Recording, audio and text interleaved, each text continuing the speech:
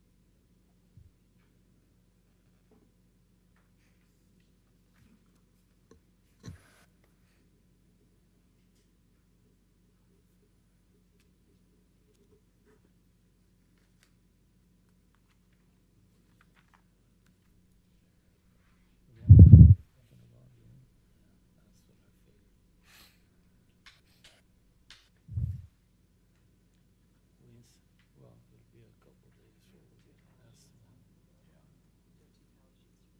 So you want to talk to Justin about that?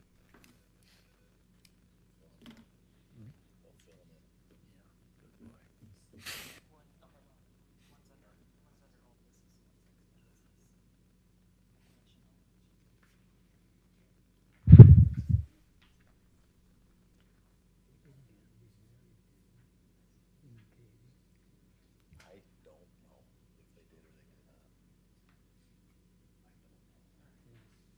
Her mother's nice. Did you meet her? Chris? You can maybe give that to the mayor. She's living in rural house down. She To read that or not? moved here from Lincoln. Yeah, I want a reference. Scott? So you want me to read it out loud? Yeah.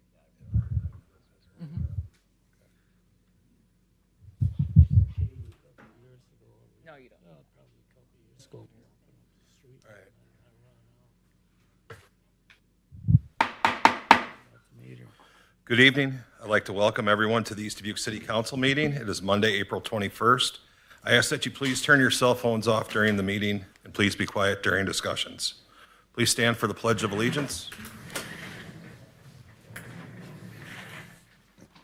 I pledge allegiance to the flag of the United States of America and to the republic for which it stands, one nation, under God, indivisible, with liberty and justice for all.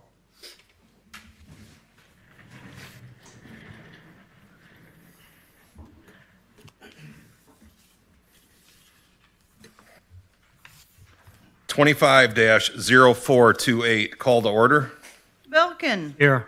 Bergmeyer. Here. Dagenhart. Here. Mayor Digman. Here. Fleur. Here. Meyer. Here. Roby. Here. Attorney Hess. Present. Here. 25 0429, staff reports. City manager report. Thank you, Mayor. So the asbestos work is done in the public safety building, emergency services building. And we have had 2 contractors through for tuck pointing.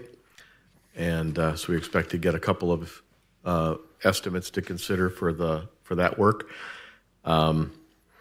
There will be a meeting on Thursday down at the CN spot, thanks to Councilor Roby for facilitating bringing CN Railroad in to take a look at the parking situation down there and the water situation that we've got. We were able to send them from Origin to survey work down there, so we've got down to 1.25 inch delineations. So that should make the meeting go better. And everything else is in the budget later. Thank you. I just have a couple things. Citywide garage sales, May 7th and 10th. We ask that you call City Hall to sign up. It's just a reminder. I know we brought that up in the past, but there's only been a few sign-ups so far. The second is the JCE co-op members are invited to attend their annual meeting and appreciation dinner on Wednesday, May 28th. This year's event is at East Dubuque High School. Member registration and exhibits begin at 4:30. The business meeting is at 6 p.m., followed by dinner at 7. Please RSVP by Monday, May 12th. Alderperson report. Belkin? Nothing tonight, Mr. Mayor. Thank you. Bergmeyer? Nothing tonight, Mr. Mayor. Thank you. Degenhart? Nothing, Mayor. Thank you. Fluer? Can we get the TIF money or how it's distributed throughout the businesses and how they can use it? You know what I mean? I've had a couple questions on them. Okay, so we've, all the TIF dollars are in the budget for last years. So we'll be going through that in the budget, and we can talk about it there if you want, in terms of the amounts. In terms of what the programs are we have, it's kind of wide-ranging from the facade program is the most obvious one, but then we've got the programs for the individual businesses, and those come in terms of either tax abatement and or upfront reimbursement of expenses for construction-related things, or basically infrastructure. So the old police building is, of course, a major thing, but it can also be spent on infrastructure, putting sewer, water, stormwater, roads, bridges to properties to gain development, essentially things that that increase the value of the city. So the whole idea of it is to spend the money increasing the value of the city so that when the TIF is over, the taxing units within it, schools, libraries, all that, will have a broader tax base. So if there's anything specific, we can go over that. Is there anything specific you wanted, or? Well, I was just curious. So can we use it for like roofing or windows or stuff like that, or outside or? Yeah, so the facade program's got a list of things that you can and can't use it on, so the way we define it in the facade program itself is things. Essentially, the easiest way to look at it is the things that you can see from the street. We have not done it on roofing and things like that because once you get into paying for a roof, you're going to pay for everybody's roof, and we're just going to squander the money.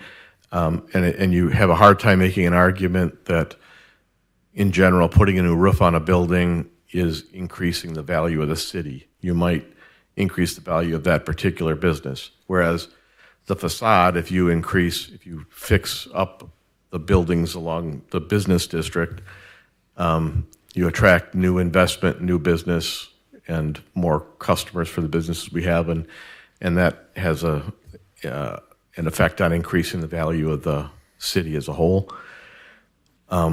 Legally, can you put it into something like a roof? In general, yes, except that you have to be able to justify that you made that expenditure to increase the value of the city as a whole. I think That help? I just wanted to, Yeah. for the people that was, watching the meeting, just so they know, Thank you. Yeah. Anything else? All right. Meyer? I have nothing tonight. Thank you. Roby? Nothing, Mayor. Thank you. City Attorney Hess? Nothing to report, Mayor. Thank you. Police Chief Kabasic? Thank you. Public Works Director Van Ostren? Nothing tonight. Thank you. Fire Chief Heim? Nothing tonight. Thank you. 25-0430, speakers from the floor.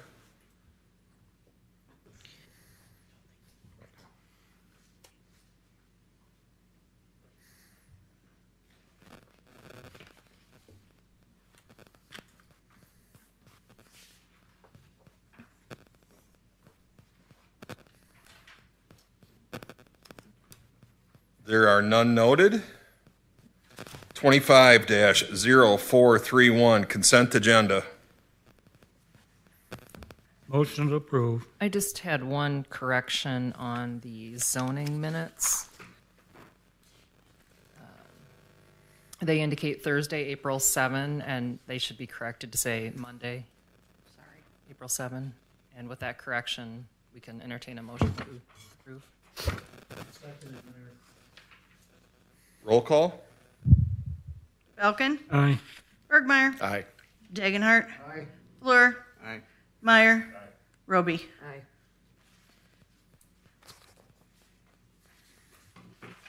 Old business 25-0416, discussion and possible action to approve getting estimates for street paving in the city of East Dubuque. Thank you, Mayor. Tony, you want to come up? So the list before you has my name on it, but it's mostly Tony's list. And so we kind of prioritized the list of things we'd like to get prices on, and then based on what's approved in the budget, we'll go as far down the list as we're able to, making the changes. So if people have things they'd like to do differently, we can entertain that and talk about it tonight. Basically, the biggest priority this year is crack filling. Tony suggested that. I completely agree. That is the best bang for the buck in terms of maintaining our current infrastructure. So we did the mastic and crack filling on Montgomery last year, and that appears to be holding up pretty well and protecting that street. There's a range of streets. Some are in good enough shape that they don't need anything. That's a pretty limited number. Then you have ones that have cracks that if you get on them and fill them now and maintain that, you can maintain the street for a much longer time frame. And then you have other streets that are in a shape that you may not get to fixing them for a while, but crack filling or other means aren't necessarily going to help to improve them, and you just have to try to work your way around and get to them. So, goal number one is trying to maintain the streets that we have that are in decent shape, and then goal number two is to work through the additional streets. We've also got the issue of the parking lots, which is kind of outside of that, but would come out of some of the same funds. So, Tony, you want to talk about your list? Or- Nope. What about the one going up to Timmermans? That's in bad shape. Yeah, I can put it on there. It is in bad shape now.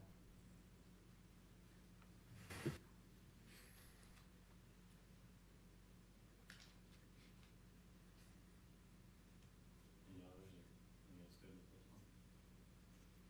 one? I'm good. There's a couple bad spots, like when you go all the way down Hiawatha, go past Clark Wolf's Drive. I go, can we like just patch those? You know what I'm talking about? Those two big bad dips. Okay. Okay. Yeah, that would be the only two there. We're going to open up Jordan.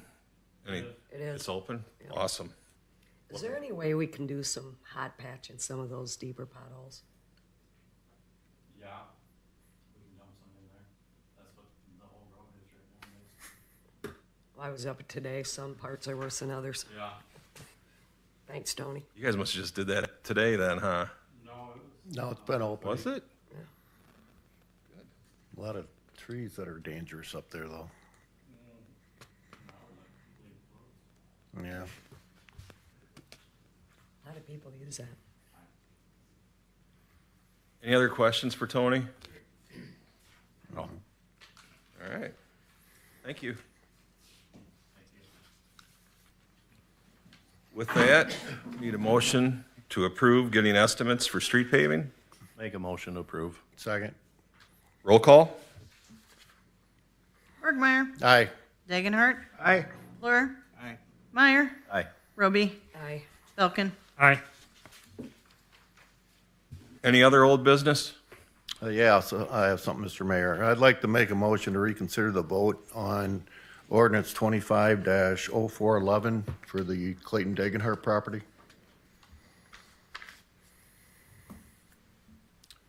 All right, we need a second. I'll second it. Roll call? Dagenhart. Fleur, Aye. Meyer, Aye. Roby, Aye. Belkin, Aye. Bergmeyer. Aye.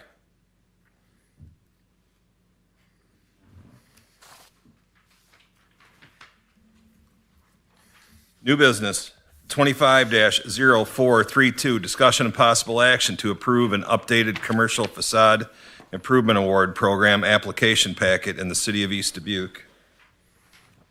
So this is, as we discussed, I think, in the last meeting, putting a due date or an end date on applications for the facade program.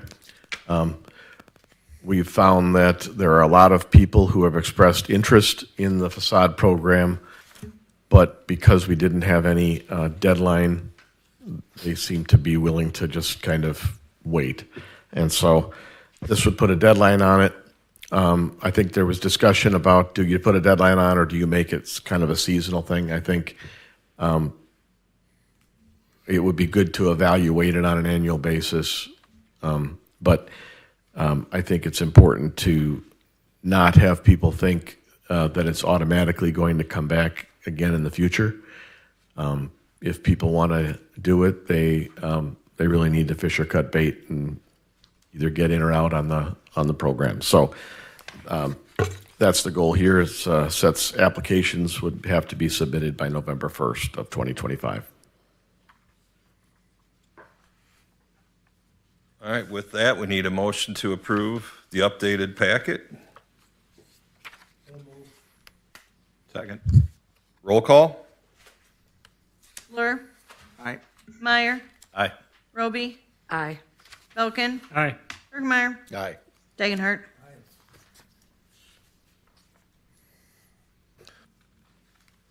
Twenty-five 0433, discussion and possible action to approve an ordinance for final payment of City Hall in fiscal year 2025 in the city of East Dubuque.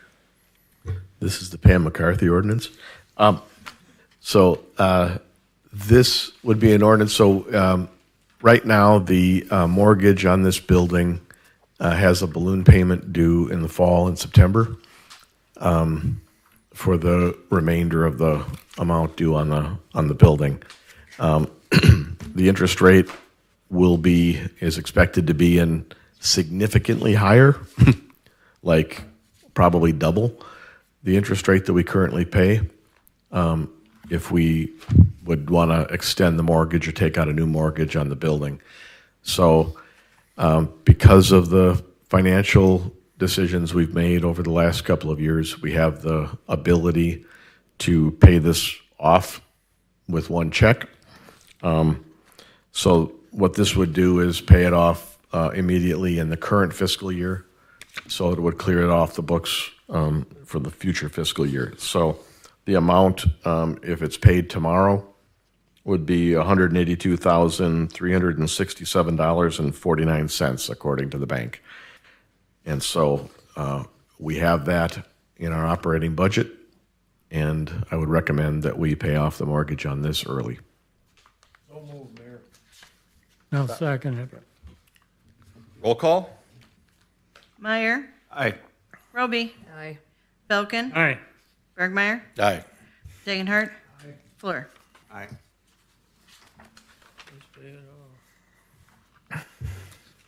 25-0434, discussion of fiscal year 2026 city budget in the city of East Dubuque.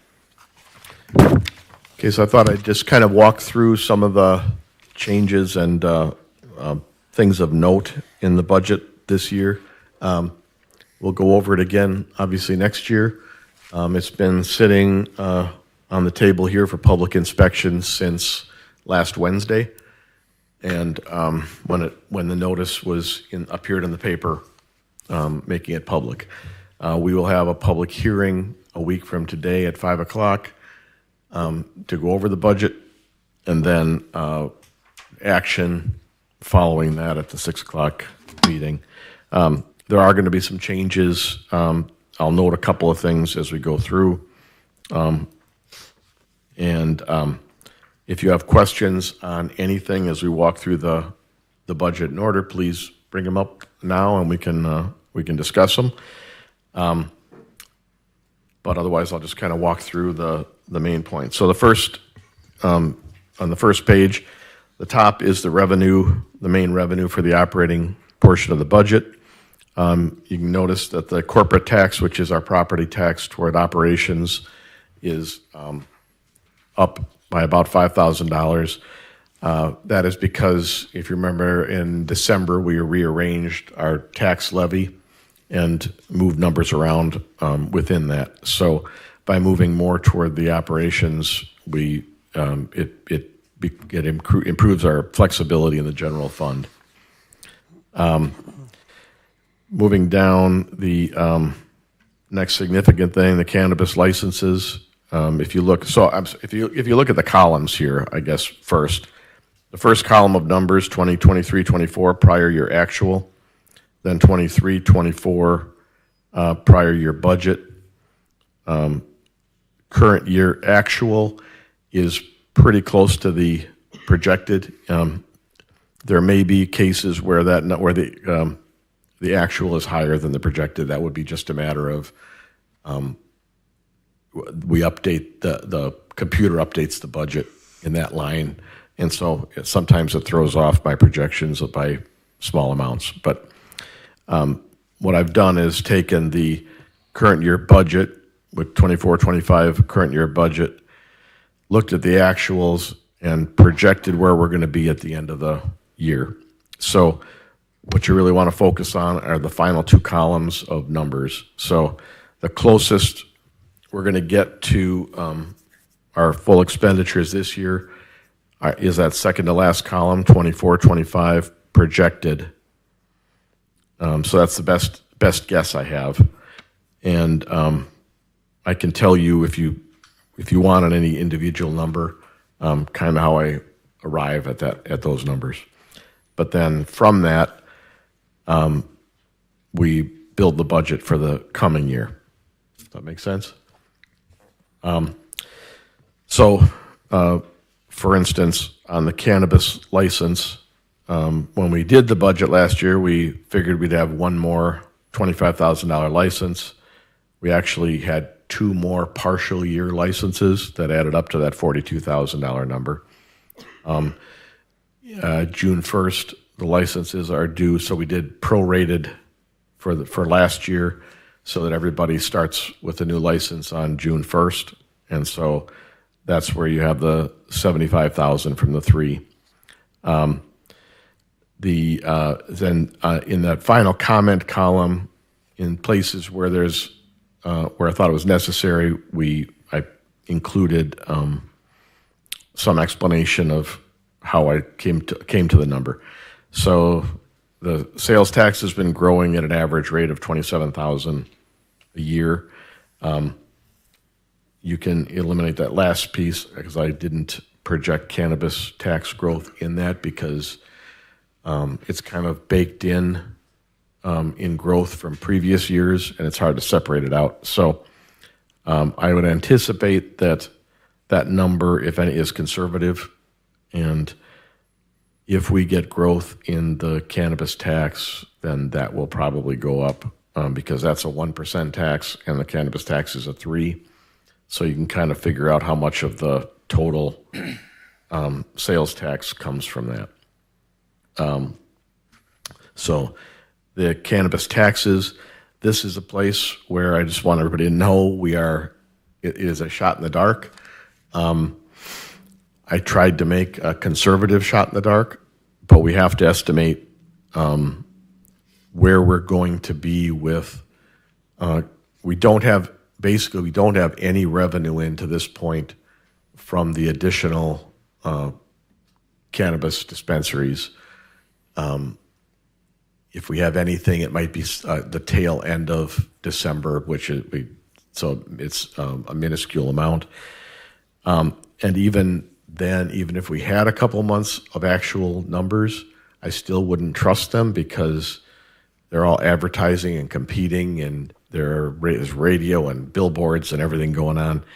And so I don't have a good idea of where this number is going to settle out to. But I think it's reasonable to say that when you're tripling the number of locations and the number of places advertising and all that, I think a 30% growth in revenue is a reasonable assumption. I think what we've been going on before this was like a 50% for the tripling. I cut that down to what I think is a more reasonable number. But I can't say that it's based on anything more than what we think is reasonable. We're anticipating there the sale of so this year we had a number of sales, and I want to point out that the fire department and public works sold a number of vehicles and things. That's what's in the projected number from the end of last year. This year I'm just projecting the sale of the property on the water tower at basically the assessed value, appraised value. Moving down, then you get to the employees. And I will say that on all of the employee lines, there are merit provisions within those based on the area, the type of the employees. We don't have good numbers on, we never have good numbers on health insurance, so I think I conservatively estimated a 7.5% increase because those are generally higher than inflation. And I think those are the significant numbers on that first page. Any questions on the first page?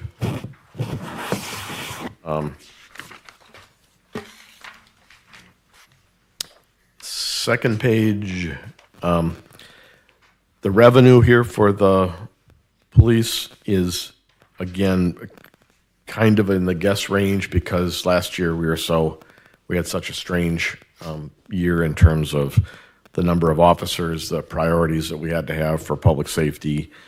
But the chief, I have been referring to Chief Kovacic as our budget nerd because he's really taken to budgeting. And I see him in there with a little visor on and stuff. But Luke really took a hand in developing his own budget this year and took a big step forward. If anything's screwed up in this, it's his fault. The big thing in here would be the sale of the pod.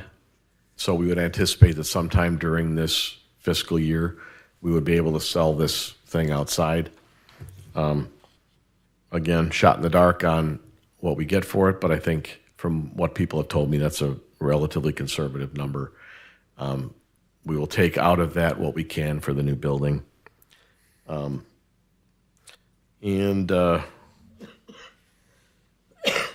Overtime, you can see the current year overtime is very high compared to the budget, and we all knew that as we had attrition in the officers. No surprise there, but we anticipate bringing it back down to what we had set as a goal for the current year. That's what I would see on this page. Anybody have anything else? Okay. Again, if you look at the totals, if you look at the bottom under police on this next page, you have revenue, expenditures, transfers, and net. And so what you can see is that we're projecting about $10,000 more of revenue, and the police budget is relatively flat for the last several years, after it came down from the 23-24 actual. So it's still down significantly from prior. Fire department budget, again, this one, I don't think there's anything on the first page that's too significant. If you turn the page to the second page, here you get into some of the bigger issues. If you go down to toward the bottom, you see a big number, $1 million number in the projected year this year for equipment acquisition.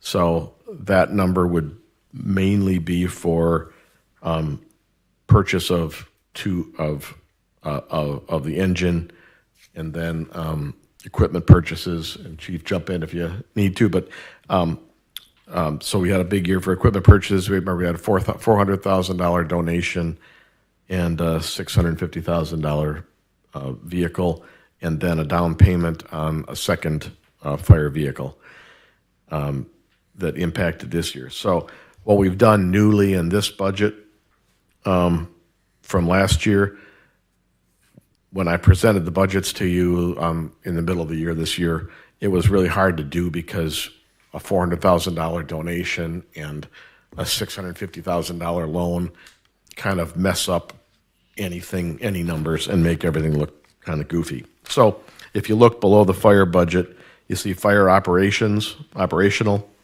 fire, and then below that fire capital, and then fire total. So this is something that Cindy Parchert and I worked on to pull out the operational budget, which should be a relatively steady thing year to year, and then the capital budget, which is for long-term buildings and equipment, the kind of thing with a significant lifespan. So the fire vehicles have a 10, 20-year lifespan for us. And so we've put those into the capital budget and allowed you to compare year to year on operations and year to year on capital. So I think this is a huge improvement in the budget and the transparency that the budget has for the year. Does that make sense to everybody? Breaking that out? And then you still have a total at the bottom. Remember that if something's in parentheses, it's revenue. So it's a negative number, it's good, which is one of those weird budget things. And if it's not a negative number, it's not good. So the revenue for this year, going back up to the budget part, this budget would pay cash for the second fire vehicle that we're purchasing this year. That's the $327,719 up above. That's for the used fire truck we made a down payment on 6 months ago or so, and the outfitting of that vehicle. So we are paying cash for that and avoiding the payments and interest and things like that. So our goal overall in budgeting from last year to this year to next year is to purchase our vehicles and without debt.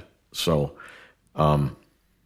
last year we had to make a 3-year loan on the second part of the first fire vehicle, along with an interest-free loan from the state. We did it over 3 years because we didn't have the cash to be able to buy that a year ago from cash, but we also didn't want to stretch it out into a long-term issue. So that's a vehicle that we should have more than 20 years of service out of that we're going to pay off in 3 years. So that's on the interfund transfer line at the bottom of that section, $101,000. Those are the payments for that truck. And then the number up above is this second truck, which we're just going to pay cash for directly. So that would be funding that would be normally operations funding, but in this case, it's being spent for a capital item. So these are the things that once you've done this and paid off the vehicle, then next year that cash is available either to pay off debts or to purchase a new vehicle or whatever. So we maintain those kind of balances. Is that clear? Makes sense? So that breakout is important there. The ambulance budget, you'll see the ambulance fees. Council voted recently to increase the fees, kind of maintaining our position in the mainstream of these costs.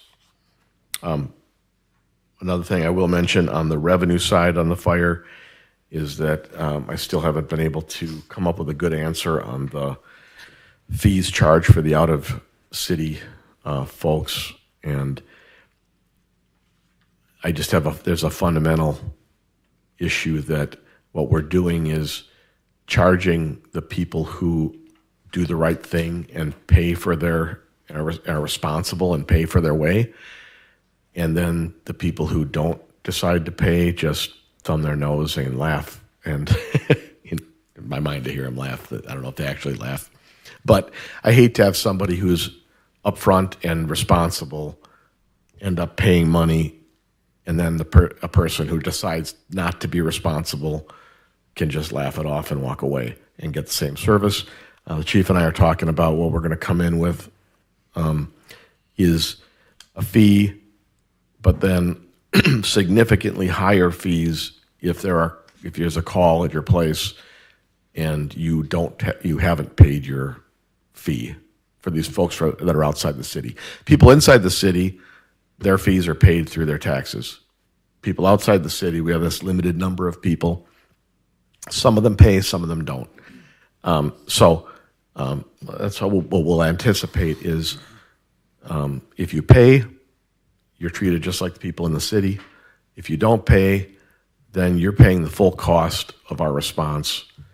And a full cost of response can be a significant thing. So, but we have to come in with that. Turn the page. I think there's not too much to report in the under Public Works. There's a declining revenue from video gaming tax, and so I reflect that based on the history of the last several years. It's about a $1,000 or $2,000 a year reduction. The road and bridge tax, likewise, we reduced our tax levy in December, and so I'm reflecting that. Other than that, we reflect in there. We've separated out the retiree health insurance from the employee health insurance. Again, it's a transparency issue, so that we can look at what we're paying year to year for health insurance for our employees versus the retirees, and that goes through all the budget areas that have retirees on health insurance. So flipping the page. Again, this budget has been declining. It's well managed, as they all are. Moving down to flood, you see a difference there just because we budget for one flood and we had two. But the big cost there is the replacement of the pump. That's the $26,000 number. The replacement of the pump ought to be reflected in lower costs for rentals and things in our annual operations budget for flood, as well as better performance from the equipment. So that was a big improvement to put that pump in. And again, that's really a capital expenditure, but I think it's going to pay dividends for many years. These next ones are the other property tax lines. And again, we rearranged these based on what the costs have been. So I won't spend much time on them, but we increased audit because every year we're paying much more for audit than we were getting in the property tax line. We took money from some of the other ones. The most significant one would be the playgrounds. We were taking in almost $20,000 over $20,000 in the past for the playgrounds, which, as we know, wasn't being spent last year. So we built up essentially a surplus in that line. Last year, we spent a good chunk of that improving all the playgrounds. Now that that's done, we lowered the levy for the playgrounds to $5,000 from that almost $20,000 number. But even that, we shouldn't have to spend this year, but we should be able to in the future make further improvements in the playgrounds. But this year it's probably going to be like seats for the swings and backboards for the basketball courts and things like that. The motor fuel tax, the next section, we're anticipating spending significantly more than we take in this year under that, but that's because that's a fund that we have not been spending the amount that has been coming in. And again, we've built up a surplus in that can only be spent on certain things. To date, those have generally been electricity for the streetlights and salt. This year, we haven't gotten a response from the DOT on their approval, but we are projecting and attempting to spend about $65,000 from this fund on street costs. And so if that's approved by DOT, then that number will stay there. And then year to year, we will bring down the surplus in that fund.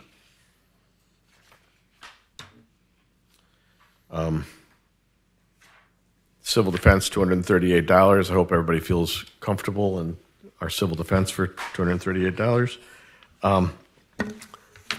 Going down the line to that page, not much on it except, so I guess flipping to the next page.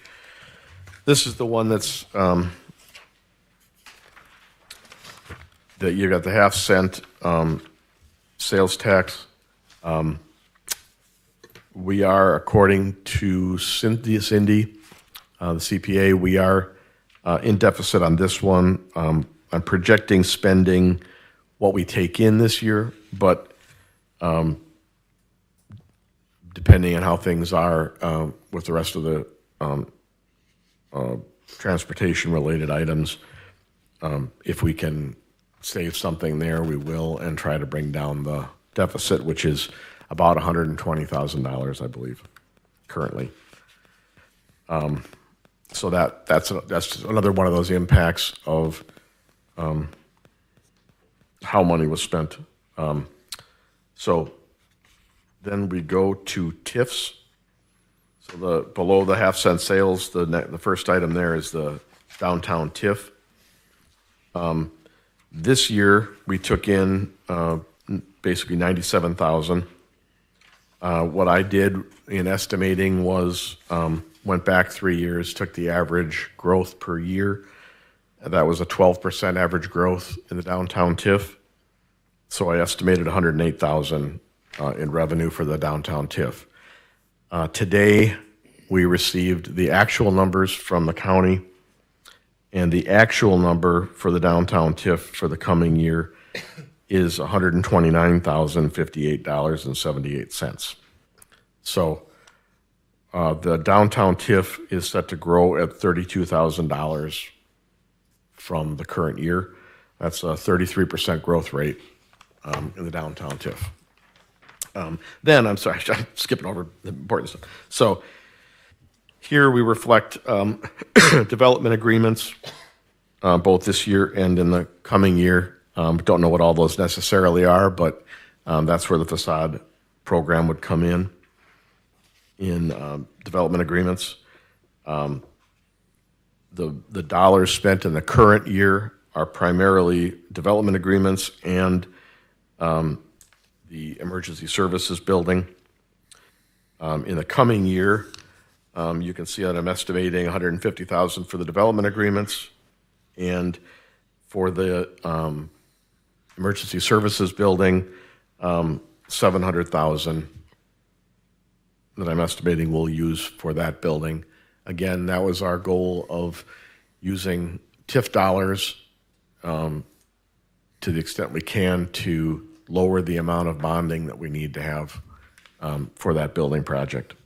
And so that number could move a bit, but there's a transfer line up above, $843,000.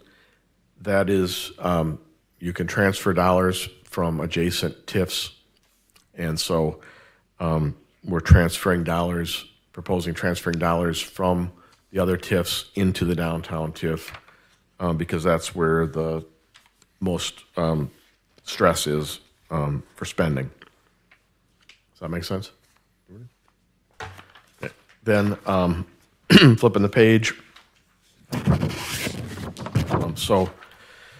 You can see that the downtown TIF, the downtown TIF started this current year with about $605,000 in it. And so that particular TIF, we're outspending. But then the Highway 35 TIF has over $600,000 in it also. And again, that was growing at an average growth rate of 7%. And so I projected $149,700. The actual number for that one is $159,137. So it's $19,000 growth in that TIF, or 15%. This TIF has both the water main project for the Highway 35 water main project we're doing, and that's where those dollars are. And then in the interfund operating transfer, that's $400,000 that are transferred to the downtown TIF for the projects down here. The final TIF, the Highway 20 TIF, that took in $250,000 this year. It was growing at an average rate of 22% per year. So I estimated $305,000. It actually took in, or will take in, $357,000. So that one, just the growth on that one is $106,578. That TIF is going to grow at 43% this coming year. So taking all the TIFs together, just for the increase in revenue from the current fiscal year to the next fiscal year, we're going to see $645,000 of additional of revenue coming in for the year from TIF. The revenue is growing at 32% when you take all three TIFs together. The growth is $158,000, round numbers, and we took in this year was $487,000. So the TIF revenue for the coming year will be over $645,000. So even when you take the money that we're spending in the coming year on the emergency services building of $700,000,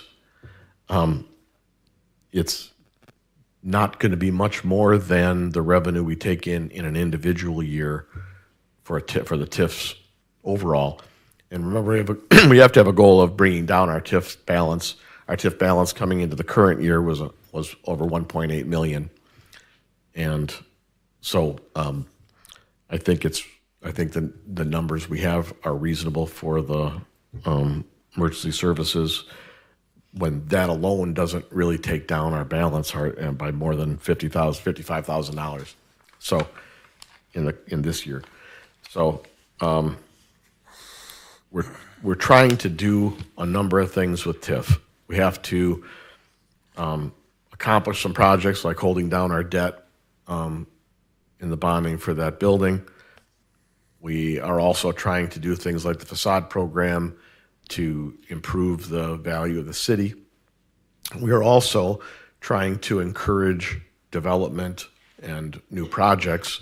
And so the trick here is going to be, with significant new dollars coming in and going out, we have to maintain enough to be nimble. And if a project comes along for a subdivision development or a business development or whatever, we have to be able to pull the trigger and attract that growth. But we also can't allow that amount of money to just grow too fast, because in 2030, these TIFs start to mature and go away. So at that point and going forward with each of the TIFs, they end at different times. But we have to keep in mind that the TIFs need to be healthy now, flexible now, and be done when the TIF is done. So the good news is we've got the money now to be able to do the smart things with the TIFs instead of just having to leave the money and not do anything. So any questions on the TIFs?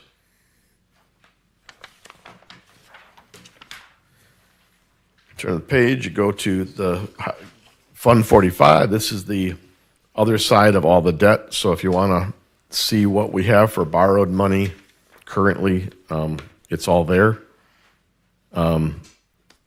You can see that I'm anticipating in here that you guys would approve paying off the mortgage for the City Hall. So I've got basically the payments. The top one is the ambulance. Then you have the debt for each of the things, each of the items going down the line. So if you want to know what we're paying on each of those things, these are the things that, at least the higher interest level ones of these, we're going to try to knock out. So we will try to knock out the sweeper, the Vactor. When we do those things, then we can, in this building, we'll roll the dollars we save on those payments into paying off more debt, and those should offset the dollars that we spend repaying the for the building over here. So we are putting a lot of cash toward capital items with the savings we've been able to acquire from operational items. So that's that piece. Next is water. I'm only projecting a 1% growth in the water receipts. So I think that's relatively conservative, and I'm not projecting increases in the capital and water maintenance. I would hope that those grow some, but I don't have a basis to project an increase in them. When you get to miscellaneous, this is where the other half of the water main project is. So this this includes, under the miscellaneous income, the payments from Leibold for their 44% share of the water main project, and then the transfer from TIF in the interfund operating transfer for our portion of that project. So that'll come from the Highway 35 TIF. And those are the major differences in water up top. And then when you get down, further down, you have under building acquisition improvement, that's where you have the total cost for the Highway 35 water main, the water portion of Oxford, and the water portion of Hiawatha Montgomery. So whatever is not funded by TIF or the Leibold agreement on these is funded by low interest loans from the state. And then the water tower payments on the last line, the interfund transfer there. We see the current year we began paying on the water tower, and in the next year we would be on that full bore. 30,000 of that line is the operating transfer that comes into operations, and the remainder of that is the water tower payment. So if you look down the line on operations, we're projecting a net positive on operations, essentially a negative in capital, but that's because it's our money we're spending cash. So anytime you're spending cash on operations, it shows you a negative on the capital portion. But if you look at the water total, we're projecting a growth of 92,000 this year, and we're projecting a growth of 23,000 for the current year. Anybody got any questions on that? Otherwise, sewer is very similar. Here you have the major projects are you go down to building acquisition and improvement toward the bottom of this one.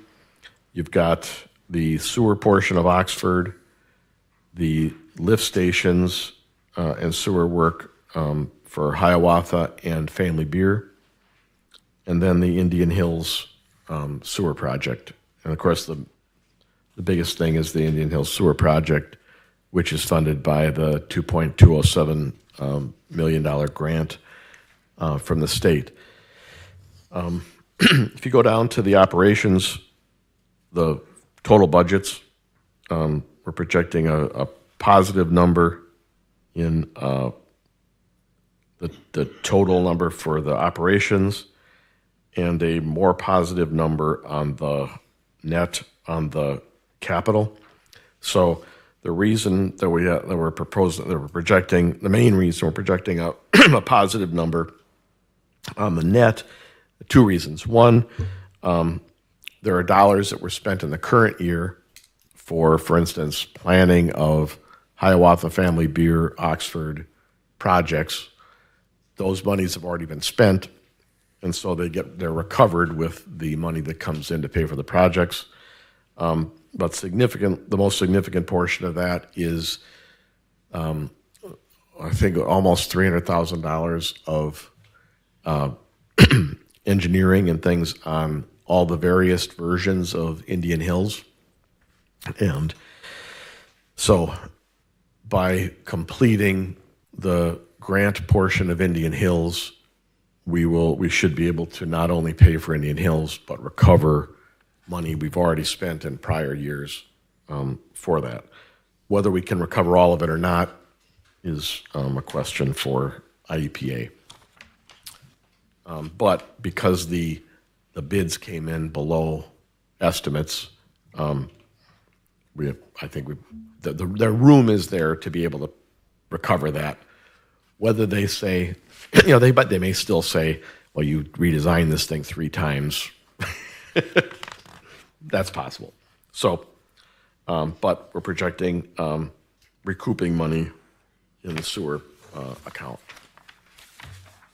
Flipping the page, that helps us get out of long term. There's a deficit in the sewer account, and so if we do these things, we should really improve our sewer. Then garbage is money in, money out for the contract. So you get down to the overall operations totals. These are going to swing around a little bit. We've got, working with Cindy, we've some numbers are reallocated to different lines. So when you get to the grand total, that should be very accurate, but within the operations and capital, we may have a couple of changes between the two. So this, what this shows under the, I'll start with the grand total, is 259,000 less cash that we would have. So right now, in the bank, the city has about $2.1 million. This budget would anticipate a reduction in the total amount of cash that the city's holding. But if you look up at the capital line, that's where it's planted, is the 888,000. That is TIF dollars, primarily TIF dollars on that building and the water main. So when the city overspent in the past, it was spending into deficit. And when we are spending more in a year than we take in that year, under this budget, we are filling the budget. We are spending in the places like TIF where we have to spend, not have to spend, I mean, but where this budget, we are not overspending, we are spending the money that we have to spend. So of the 2.1 million we've got, 1.8 million of it coming into this fiscal year, I don't know what the number is today, but was TIF.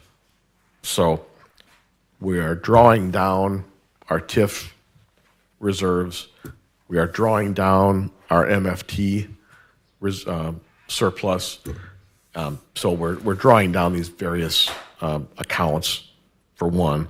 Two, we are spending a significant amount of capital budget dollars on capital items, operational number dollars on capital items. So $327,000 for a fire truck, those kind of expenditures.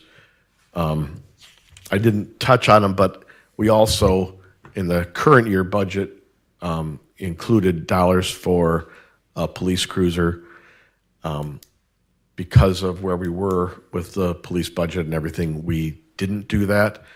And in fact, we decided that Pam's proposal for paying off the mortgage on this building was a more important priority for this year to save us that interest and things. So we pushed that into the next budget.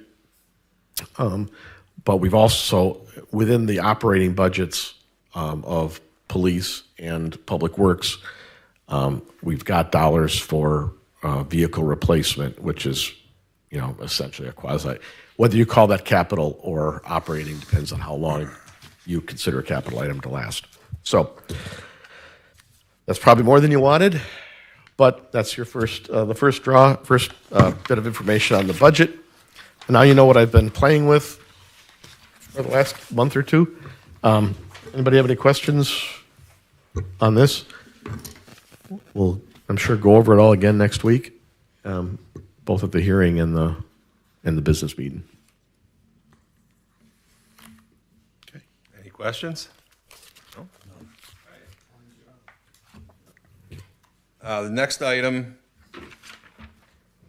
new business, we're going to take a look at, after the earlier motion, we're going to revisit 25-0411 to take up the original motion as previously adapted. I do have a letter here dated April 21st, 2025. I, Clayton Degenhart, am requesting that the property on 496 DeSoto Street, East Dubuque, remain zoned as residential due to a recent change of events. Thanks, Clayton Degenhart.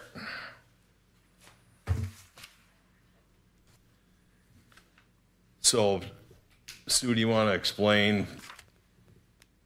Yeah, so we, motion 250411 was discussion and possible action to approve rezoning application for Clayton Degenhart at 496 DeSoto Avenue in the city of East Dubuque, Joe Davis County, Illinois. And that was the previous motion that was asked to be reconsidered under old business. So that's the motion that's been asked to be brought up. So I just want to make it clear so everybody knows what exactly they're voting on. So when we're making this motion, it's back to the original one. Yep, the first motion to reconsider was granted, so we're reconsidering the motion that was previously voted on. So does everybody understand his questions? Because now is the time to ask the questions, and let's be crystal clear before we vote. So if you don't want the change to go through, you're going to vote nay. Correct. So we're revoting on the motion that was previously passed. So a nay vote would be to keep the property residential. Correct. An aye vote would be to change it to commercial, regardless of what the owner. Correct. And we can do this without it being on the agenda. Yes. Because a motion to reconsider was passed unanimously under old business. So it's going to be, Entertaining a motion. I'll make the motion. Let me think it out.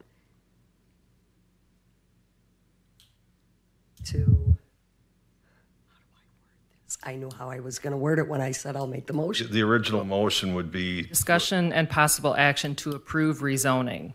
So we're voting on the original motion to approve the rezoning. So we just have to vote Make nay. it commercial is what you're saying. Correct. That's already been moved. The original motion was to rezone from residential to commercial, so you're voting on that motion. So and the motion doesn't have to be moved because it's already, or does it? It's already before us. Yes, correct. It's already before you because it was already moved last time. so we just need roll call. I need a motion, so it's Roby, second. No, it's already been moved. It's already been moved. It's already before. Roby. Sure, you would start with me. Nay. Belkin. Nay. Bergmeyer. Nay. Degenhardt. Abstain. Fleur. nay. Meyer. Nay. All right. So that keeps it residential. That keeps it residential. Residential. Back to where it was. Yep. So that property is residential. 25-0435, motion to adjourn. So move. Roll call. Belkin. Aye. Bergmeyer. Aye. Degenhardt. Aye. Fleur. All right. Meyer. Aye. Roby. Aye. We are adjourned. I'm gonna go to the bathroom. I didn't even need my ruler. Hang on to them. Bring them back next week. Or we can keep it for you if you want. Just leave it later. Just leave it there. That's fine. What's this?